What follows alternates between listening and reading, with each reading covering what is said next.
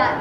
மகா முனிவரே, தங்கள் வருகையின் நோக்கம் என்னவோ அது எதுவாக இருந்தாலும் அதை நிறைவேற்ற நான் தயாராக இருக்கிறேன்.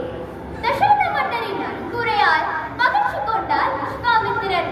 மன்னர் மன்னா, குடும்பசார வார்த்தைகள் கேட்டாக மகிழ்ந்தேன். உலக நன்மைக்காக வேள்வி ஒன்றை நான் தொடங்கி இருக்கிறேன்.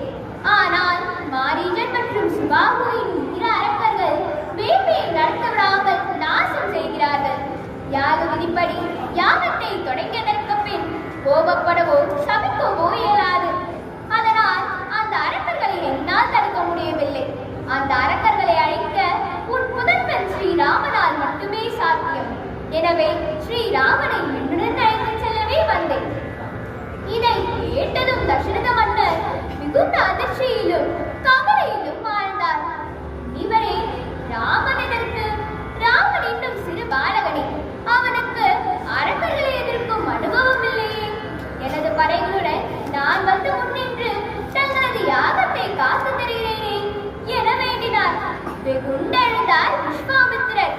மன்னா, கொடுத்த வாக்கை மறுப்பதுதான் உனது தர்மமா? ராமனை என்னுடன் அனுப்புவேன். இல்லையில் வந்த வழியை நான் திரும்புகிறேன். மன்னருக்கு வேறு வழி இல்லை. குலகுருவான வசிஷ்டரின் ஆலோசனையின்படி ராமனையும் அவரை எப்பொழுதும் பிரியாத தம்பி லக்ஷ்மணனையும் விஸ்வாமித்திரருடன் அனுப்பினார். அயோத்தியை விட்டு வெளியேறி சைவ நதிக்கரைக்கு வந்த பின் விஸ்வாமித்திரர் ஸ்ரீராமனுக்கு பலா மற்றும் அனிமலா என்ற மந்திரங்களை உபதேசித்தார். பலா என்னும் மந்திரம் சோர்வை நீக்கி பசி மற்றும் தாகத்தை குறைக்கும். அதிபலா என்னும் மந்திரத்தால் அதிக சக்தி கிடைக்கும். பிறகு அவர்கள் காமாட்சமத்தியை கடந்து செல்லும் போது ஒரு பயங்கரமான காட்டை பார்க்கிறார். இவரே, இந்த அழகான காடு ஏன் இப்படி ஆகிவிட்டது கேட்டாராம் ராமன். இதற்கு காரணம் தாடகை. இதுவே தாடகாவரம் என்றார் விஸ்வாமித்திரர். யார் இந்த தாடகை கேட்டாராம் ராமன். தாடகை ஒரு யக்ஷினி. 1000 யானை பலம் பெற்றவர்.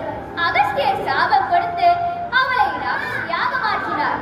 அதன் பின் தாடகை யாகங்களை கலைத்தார், ரிஷிகளை கொன்றார், இந்த பிரதேசத்தை நாசமாக மாற்றினார். ராமா, அவளை நீ அழைக்க வேண்டும் என்றார் விஸ்வாமித்திரர். ராமன் தயங்கினார். ஒரு பெண்ணை கொல்வது தர்மமா